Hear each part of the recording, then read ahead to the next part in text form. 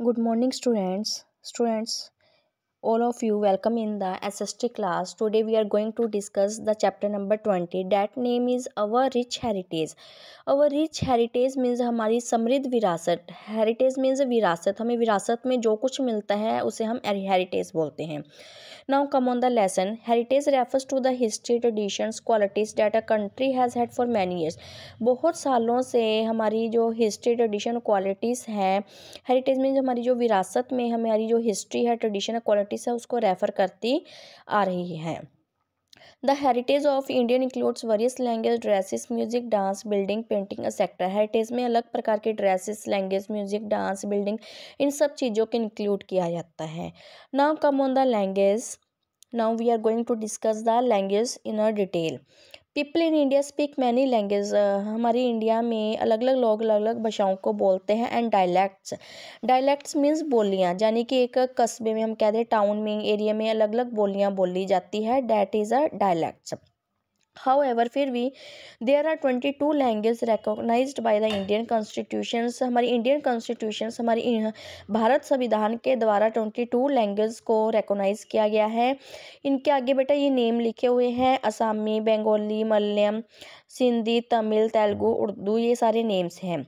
Hindi and English are 2 official language of our country. हमारी country में अगर ऑफिशियल लैंग्वेज है सिर्फ वो 2 ही है official language, Hindi and English. Now come on the dresses. India is a vast country divided into various region. People of different regions wear different dresses. हम देखते हैं कि हमारी इंडिया एक बहुत बड़ी कंट्री है. अलग अलग हम कह दें कि स्टेट्स में अलग अलग लोग अपने अपने स्टेट्स के अकॉर्डिंग ही कपड़ों को पहनते हैं. इसमें कुछ ट्रेडिशनल ड्रेसेस है, हम जैसे कह दें वुमेंस की कुछ ट्रेडिशनल ड्रेसेस है, साड़ी, सलवार कमीज़, घाघरा चोली. और जो मैन की ट्रेडिशनल ड्रेसेस है वह है dhoti kurta and kurta pyjama, as we know that.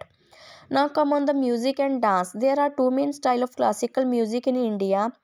India में सिर्फ 2 प्रकार के ही म्यूज़िक, क्लासिकल म्यूज़िक है: Hindustani music and Carnatic music. जो हिंदुस्तानी म्यूज़िक है, Hindustani music develop in the north part of India and Carnatic music develop in the south part of our country. यानी कि India के साउथ पार्ट में कर्नाटक म्यूज़िक है और नॉर्थ पार्ट में हिंदुस्तानी म्यूज़िक डेवलप किया गया है. अब कुछ फेमस सिंगर्स के नेम है, जैसे तानसेन, भोजू, भावरा, श्यामा श्री दीक्षित. ये कुछ फेमस नेम हैं सिंगर्स के. India is also known for a district folk dance. Folk dance के नाम से भी इंडिया को जाना जाता है. जैसे हम कह दें कर्नाटका में भवगीता एंड असम में बिजू गीत. ये कुछ फेमस फोक डांस है जो मनाए जाते हैं. Now come on the dance. There are 8 forms of Indian classical dance. Indian classical dance में सिर्फ 8 फॉर्म्स है जिसको पूरे इंडिया में फेमस माना जाता है. जैसे भारतनाट्यम, कथक, कुचिपुड़ी, ओडिसी, कथकली, मणिपुरी. ये कुछ नेम्स हैं जो हमारे क्लासिकल डांस है. जैसे कुछ फेमस सिंगर है वैसे ही कुछ फेमस डांसर हैं. जैसे पंडित बिरजू हो गया, Sonal Mansingh are some famous classical dancers हैं. अपार्ट फ्रॉम दीज, इसके अलावा बेटा most of the states in India have their own folk dance. हम कह दें कि ना अलग अलग स्टेट्स के कुछ अलग अलग फोक डांस होते हैं, जैसे भांगड़ा, गरबा, घूमर, लवानी, है ना. तो ये अपनी अपनी स्टेट्स के अकॉर्डिंग से ही फेमस है. Now come on the art and architectures. India is widely known for its magnificent paintings, craft, forts, places, temples, mosques, etc. India में बहुत बड़े तौर पर, जैसे हम कहते हैं ना, कुछ शानदार चीज़ें होती है, कुछ शानदार पेंटिंग्स होगी. मैग्निफिसेंट होता है बेटा शानदार. कुछ शानदार क्राफ्ट हो गए, कुछ किले हो गए, कुछ टेम्पल्स हो गए. तो इंडिया को कुछ शानदार इन चीज़ों के नाम से भी जाना जाता है. The monument of India reflect the culture and architecture traditional prevalent at the time of their constructions in the country. Monuments हो गए स्मारक. हमारी कंट्री में कुछ आर्किटेक्चर, कल्चर, ट्रेडिशनल्स के रूप पर अपने अपने टाइम के अकॉर्डिंग जो जो चीज़ें बनाई गई थी उसको इंडिया के स्मारकों के रूप से रिफ्लेक्ट किया जाता है, जाना जाता है. आगे बेटा कुछ ये आपको कुछ हिस्टोरिकल मोन्यूमेंट्स दिए गए हैं. Given below are some of the famous historical monuments in India.